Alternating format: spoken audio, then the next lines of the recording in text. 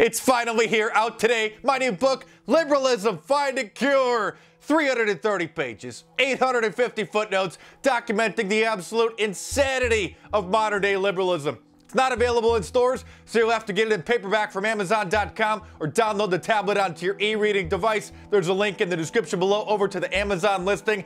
And if you think that this is going to be a fun and entertaining book, you're going to be sadly mistaken, because it's absolutely horrifying. Even if you've been monitoring this insanity pretty closely for the last few years, I guarantee you've only seen the tip of the insanity iceberg that's getting ready to rise up and rip apart the very fabric of our society. It is as if we're living in an episode of The Twilight Zone, because every day we're being inundated by news reports, trending topics on social media, and new political movements promoting such bizarre ideas about race, gender, sexuality, and life in general that it's impossible to distinguish whether or not these ideas are actually serious or whether or not they're parodies of what liberalism has become. The differences between liberals and conservatives used to be pretty well established, but the tug of war between the left and the right has taken a dramatic and disturbing turn, with modern liberalism being replaced by mind-boggling, unscientific, authoritarian, and sociologically disastrous ideologies. In attempts to accomplish their plans, the left are conspiring to end freedom of speech,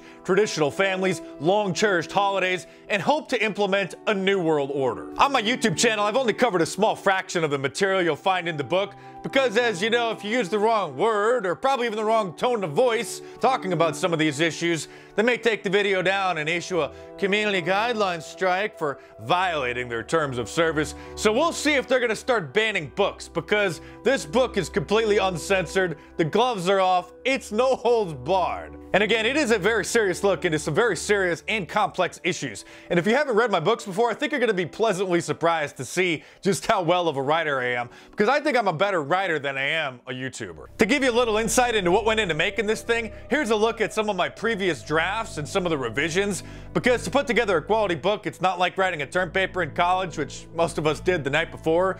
To put together a really good book, you gotta write it and rewrite it and expand it and polish it. So my process is to put together an outline, which is like 50 pages, and then once the rough draft is done, the first draft, I print it out, and then I read through it very slowly with a red pen, and then I make a bunch of corrections and add a bunch of things, and then I sit down at the computer and I enter those corrections into the file, and then I print it out again, and I do that again and again, usually 3 times. And it keeps on expanding and growing as it's slowly polished and put together until finally the final draft is ready, and then I send that off to the proofreader who gives it the final look over. Some of the chapters include imaginary racism, because as you know, with some mental illnesses, people hallucinate and they see and hear things that aren't there, and many liberals are now hallucinating that there's racism around every corner. There's also a chapter on anti-white racism, because unfortunately that's on the rise and is far more prevalent than most people know. Cultural appropriation, transgenderism, the radical LGBT agenda,